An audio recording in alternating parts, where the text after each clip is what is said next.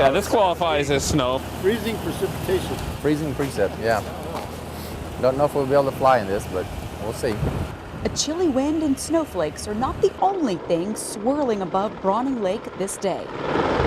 Our biggest mission basically right now is to get everybody trained up. Local paramedics and Blue Eagle pilots make up the Hilo rescue team. We're going to do a short haul operation with a helicopter. It'll pick up the rescuers, take them out to the water, they'll swim in, get the victim. The freezing conditions mean possible hypothermia. For all the rescuers, if for some reason something goes wrong, y'all know they'll all call off. It's now time to execute their mission.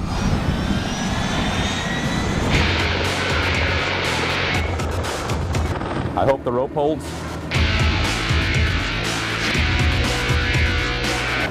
It's a lot colder than what I'd anticipated being. Once the rescuers have the victim, success or failure depends on getting both of them out of the water. We wanted to make sure we wanted to put us into as real of a setting as possible for training to simulate the real event. And so I think we really achieved it today. The Hilo rescue team is a last resort. They hope never to have to use the training, but Hurricane Katrina proved how invaluable that training is. It was a sight no one wants to see again. Americans stranded on rooftops as their city drowns. I was there to experience this firsthand. This is the worst of what we've gone through. You can see the wind is just whipping. What it's doing is it's taking the wind and it just feels like nails just flying into your skin. We could have used it on several of our hurricane deployments to both Katrina, to Ike, Gustav. It's hard to stand up. By far, this is the worst weather that I've ever gone through. These brave souls may be used during flooding situations and hurricane relief. It's a brotherhood. We're trying to make a statement here. When we think of graffiti or tagging, this is what many of us think about. There's the stereotype that anybody with a spray can's a tagger. It's so not true. I can't write my name like this. I just paint images. But true or not, it is reality for some neighborhoods in San Antonio. And that is the stereotype that Nick Supe, better known as Soup, and Carlos Lopez, who goes by CN, want to change. Hey, quick, CN, do like a little fancy write-up over here.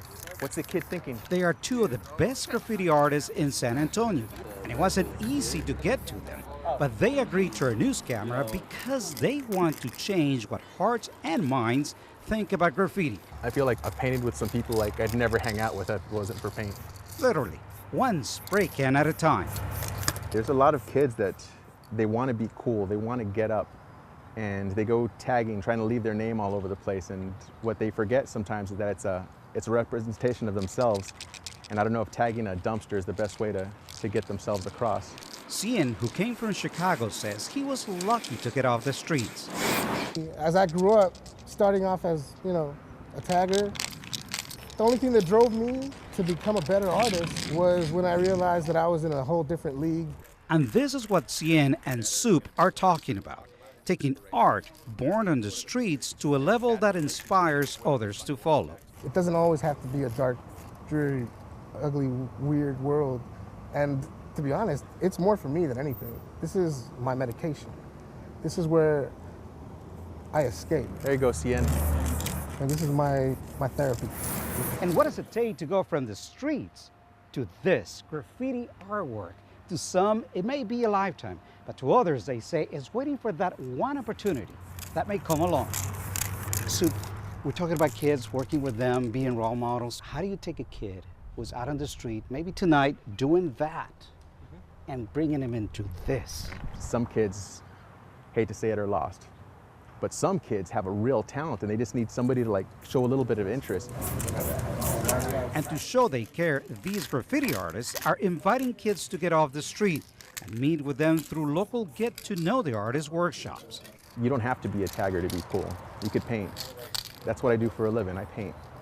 And I'm trying to show other people, it's like, man, if a space cadet dreadlock cat like me could go out there and have some fun with it, there's no reason why they shouldn't be able to. Patricio Espinosa, News 4 WOAI. So when Tamara and her mother couldn't log into the online classes on their computer, they logged into email and contacted CBS Atlanta News for help. The state calls it a cost-saving measure, but all the cuts are causing a domino effect. Slashing pharmacy fees could put smaller pharmacies out of business, with patient care the next domino to fall. Some state officials would like to make it mandatory that every daycare worker in Georgia actually do a federal fingerprint background check like this.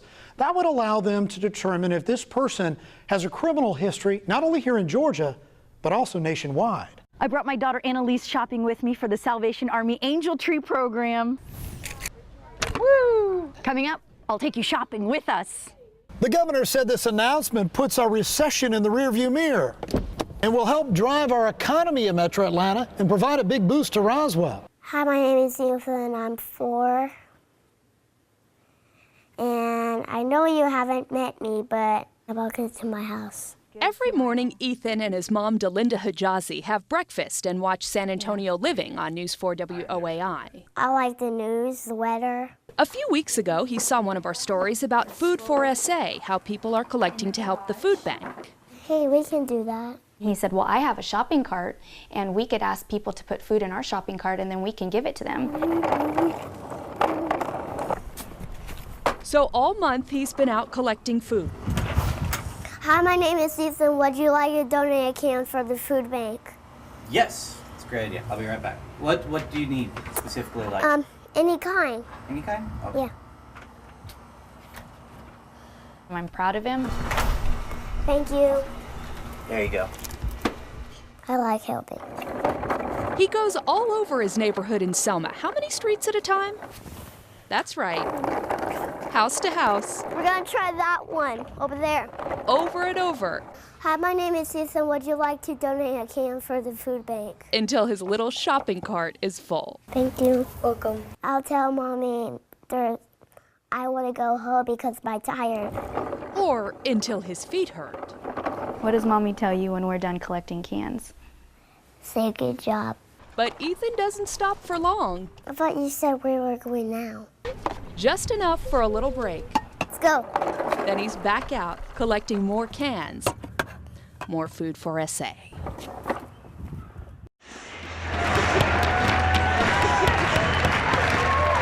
Thousands of people spent an evening at the rink for a minor league hockey game between the Gwinnett Gladiators and the Florida Everblades Saturday night.